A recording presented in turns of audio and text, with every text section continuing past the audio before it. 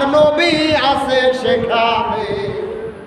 কুল্লামা যুকিরতু যুকিরতামাই, নবী গো আমার আলোচনা যেই জায়গায় হয়, ও নবী আপনার আলোচনাও সেই জায়গায় হয়।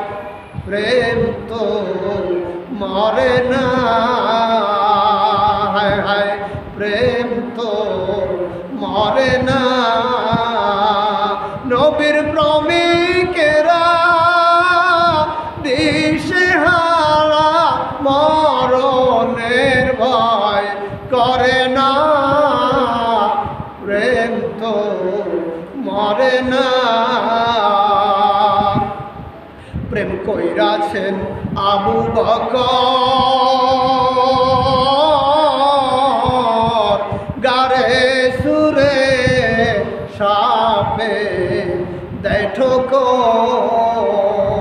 হায়রে বিষের জ্বালায় অশ্রু ঝরে, তবু নবীকে জাগাইল না। প্রেম তো মরে না। প্রেম কইরাছেন ওয়াজকুরনি 32 দাঁত ভাঙলে তিনি গো।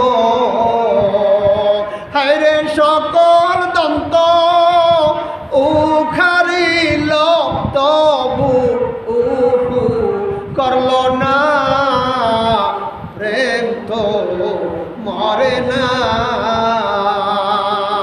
আল্লাহ বলেন বন্ধুরে আমি আছি যেখানে আপনি আছেন সেখানে।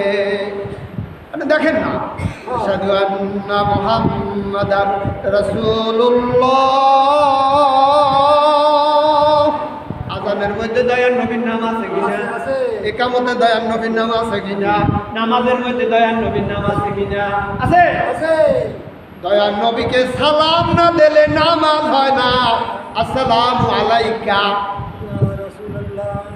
আসসালামু আলাইকা, কামানি আপনি উপস্থিত। আপনি এটা যারা আরবিতে ভালো পারদর্শী তারা বলবেন যে কা শব্দ ব্যবহার হয় আপনি। আপনি আপনি এখানে বসেন, তাই আপনি সামনাসামনি, তাই তো বলতে আপনি বসেন। সামনাসামনি যিনি হন তাকে বলা হয় কা। আসসালামু আলাইকা, আপনার উপরে শান্তি বর্ষিত হোক। আইয়ুহান নবিয়্যু রাহমাতুল্লাহি ওয়া বারাকাতুহু। এখানে 3টা হাদিয়া, সালামত, রহমত, বরকত। খেয়াল করেন, বুঝতেছেন আমার কথাগুলো? আমি গভীরে চলে গেছি। ভাইরা আমার, আল্লাহর দরবারে চলে গেলেন, আল্লাহ হাদিয়া দিলেন, আর নবীজি হাদিয়া পাইলেন। আল্লাহ দেশে কয়টি? 3টি। নবী দেশে কয়টি? 3টি। দেখছেন মিল? আল্লাহ বলেন হাবিব আপনাকে বেজারও করবো না। এবার দয়ার নবী একটু বেজার ভাব হয়। আল্লাহ বলেন হাবিব, ও হাবিব বেজার হইলেন কে? দয়ার নবী বলেন আল্লাহ গো, আমি দুনিয়া থেকে বাছাই করে 3টা হাদিয়া এনেছি। শারীরিক ইবাদত, মালি ইবাদত, আত্মার ইবাদত, 3 প্রকারের ইবাদত। আপনি যেটা পছন্দ করেন তাই আমি নিয়ে আসছি। আপনিও আমার পছন্দ মতো 3টা হাদিয়া দিয়েছেন, কিন্তু গুনাহগার উম্মতের ব্যাপারে তো কিছু পাইলাম না, সেই জন্যে আমার মুখটা মলিন। দয়া নবীর মুখ মলিন, আল্লাহ সহ্য করতে পারেন না। আল্লাহ বলেন আপনাকে আজিমে নিয়ে আসছি, আপনার বেজার মুখ আমি সহ্য করতে পারি না। আপনি নেন আপনার উম্মতের জন্য। এই আমার কথা কয়, আপনার উম্মতের জন্য নেন। আসসালামু আলাইনা ওয়া আলা ইবাদিল্লাহি সালিহিন। কিয়ামত পর্যন্ত যত নেক বান্দা আসবে তাদের জন্য এই 3টা হাদিয়া ভাগ করিয়ে নিয়ে যা। তাই নবী খুশি হয়ে গেছে। আরো সামনে মজার কথা, ভাইরা আমার, হাদিয়া দেওয়া নেওয়া হলো। এবার আল্লাহর দরবারে পা রাখলেন, জুতা মোবারক খুলতে চায়। আল্লাহ বলেন, হাবিব জুতা খুলবেন না, দরকার নাই। আপনার পায়ের জুতার ধুলি আরশে আজিম চায়। যেহেতু আপনাকে পাওয়ার জন্য দুনিয়া পাগল, আসমান পাগল, জমিন পাগল, চন্দ্র পাগল, সূর্য পাগল, আরশে আজিম পাগল, আপনাকে পাওয়ার জন্য কিরকম একটু টাচ দেই। আমি তো জীবনে কখনো আপনাদের এখানে আসি নাই, একটু টাচ দিয়ে যাই, মনে রাখবেন। দয়া নবী যখন দুনিয়ায় আসেন, দয়া নবীকে বানাইছে কবে? দয়া নবীকে বানাইছেন আউয়ালু মা খালাকাল্লাহু নূর।